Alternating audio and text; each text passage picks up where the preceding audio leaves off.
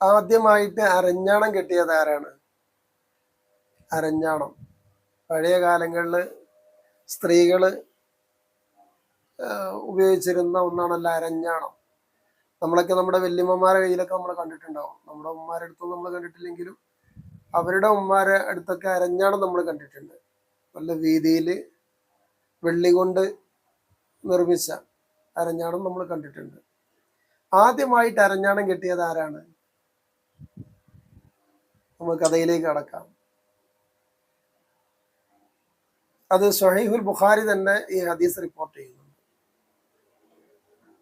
ബഹുമാനപ്പെട്ട Ibn Abbas റളിയല്ലാഹു അൻഹു പറഞ്ഞു, അവ്വലു മത്തഖദ നിസാഉ അൽ മിൻതഖ മിൻ ഖിബലി ഇസ്മായിൽ. ആദ്യമായിട്ട് അരപ്പട്ട കെട്ടിയത്, അരപ്പട്ട എന്ന് പറഞ്ഞാൽ അരഞ്ഞാണം കെട്ടിയത് ഇസ്മായിൽ നബിയുടെ ഉമ്മയാണ്. ആരാണ് ഇസ്മായിൽ നബിയുടെ ഉമ്മ? ഹാജറ ബീവി. ഹാജറ ബീവിയാണ് ആദ്യമായിട്ട് അരഞ്ഞാണം കിട്ടിയത്. അതെന്താണ് കാരണം എന്നറിയോ? ഇത്തഖദ മിൻതഖൻ ലിത്വഫിയ അസറഹ അല സാറ. സാറയിൽ നിന്ന് അവരുടെ അടയാളം മായ്ച്ചു കളയാൻ വേണ്ടി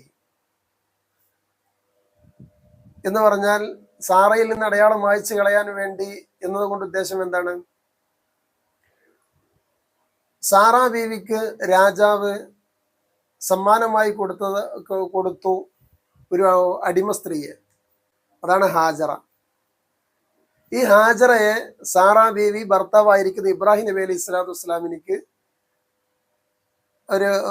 നൽകി. ഹാജറയിൽ ഇബ്രാഹിം നബി അലൈഹി സ്വലാമിനിക്ക് ഒരു കുഞ്ഞു പിറന്നു. അതാണ് ഇസ്മായിൽ അലൈഹി സ്വലാം. ഇസ്മായിൽ നബി അലൈഹി സ്വലാം ഇബ്രാഹിം നബിക്ക് ഹാജറയിൽ പിറന്നപ്പോൾ സാറക്ക് വലിയ ദേഷ്യമായി. അപ്പൊ ശപഥം ചെയ്തു, ഹാജറയുടെ 3 അവയവങ്ങൾ ഞാൻ മുറിക്കുമെന്ന്. ഈ ശപഥം ചെയ്തത് സാറ സത്യം ചെയ്തത് ഹാജർ അറിഞ്ഞു. അപ്പൊ സാറയിൽ നിന്ന് ഹാജറ ഓടിപ്പോയി, വീട്ടിൽ നിന്ന് ഓടിപ്പോയി, രക്ഷപ്പെട്ടു.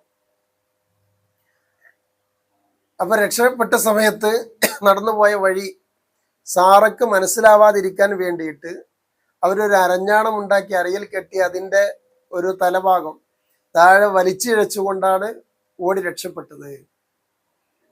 അപ്പൊ അതിന്റെ തലഭാഗം തട്ടുമ്പോൾ നടന്നു പോയിരിക്കുന്ന അടയാളം കാണൂല, അതിങ്ങനെ മായ്ക്കപ്പെടും. അങ്ങനെയാണ് അരഞ്ഞാണം സ്ത്രീകൾ ഉപയോഗിക്കുന്ന ഒരു സംഭവം ഉണ്ടായിട്ടുള്ളത്. ആദ്യമായിട്ട് അരഞ്ഞാണം ഉപയോഗിച്ചത് ബീവി ഹാജറ റളിയല്ലാഹു അൻഹയാണ്.